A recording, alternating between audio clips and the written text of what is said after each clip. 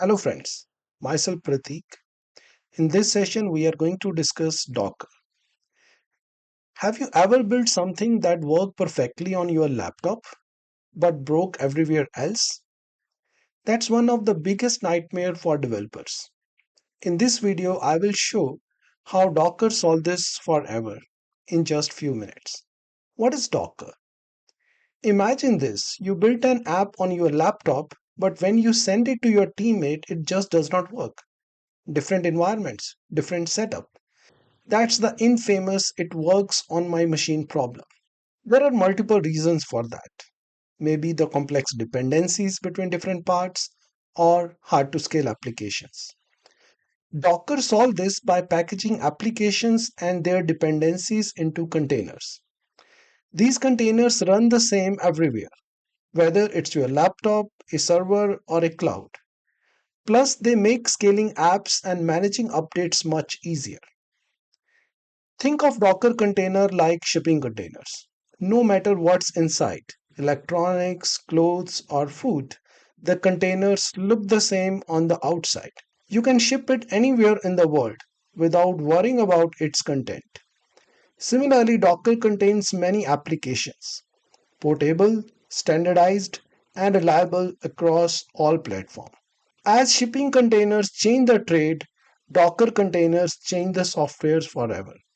Let's talk about three key concepts used in Docker. The first is the image. It is the blueprint of your application. It contains everything needed to run. Second is the container, is the running instance of an image. And third is the Docker Hub, that is an online registry where you can share and download images. Images are like recipes, containers are the actual dishes you serve, and the Docker Hub, that's the supermarket where you can share and pull ready to use recipe. So Docker image is a complete package of your application. It includes the app code, its dependencies, libraries, any script it need to run, and required binaries. Beyond that, image also serve configuration to the container. It include environment variables, default command to execute when container starts, and metadata that describe how the app should run. When you run the image, Docker uses these settings to start a container that behave the same on any machine. Container is a running instance of Docker image. It is lightweight, portable, completely isolated. Even though multiple container can run on the same machine. Unlike virtual machines, containers don't need full operating system.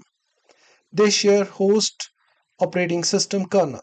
But each container still feels like its own mini computer. It has its own file system, its own processes, its own network. That's what makes them so efficient. You can run dozens of containers on the same machine without the overhead of multiple virtual machines. To work on Docker and containers, the first step is to install Docker Desktop. This is very easy to install. You can simply install that by visiting docker.com. In order to download Docker Desktop, you need to visit docker.com. You can select appropriate version based on your machine, and then once you complete its installation, you can go and look for that app. So here I have already installed Docker Desktop, so it must look like this.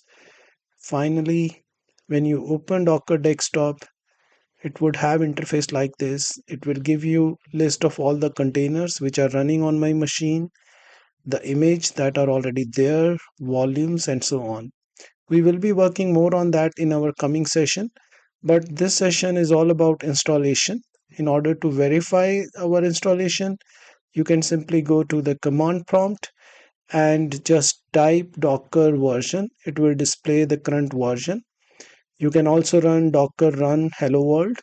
This will look for image hello world on my machine.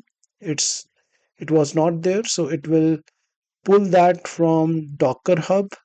Then it creates its corresponding container, and so this is very simple to install and work on Docker Desktop. And in coming session, we will work more on this. Let's quickly recap what we discussed in this session.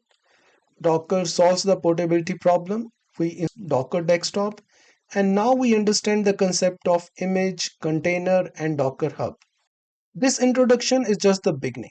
In this series, we will dive into each concept with real demos. First, we will containerize an application. Then we will update it and share it. We will learn how to persist databases, use bind mounts, and connect multiple containers. We will explore Docker Compose image building best practices. So, if you want to master Docker step by step, make sure you subscribe and follow the series all the way through. Thanks for watching this video. See you soon.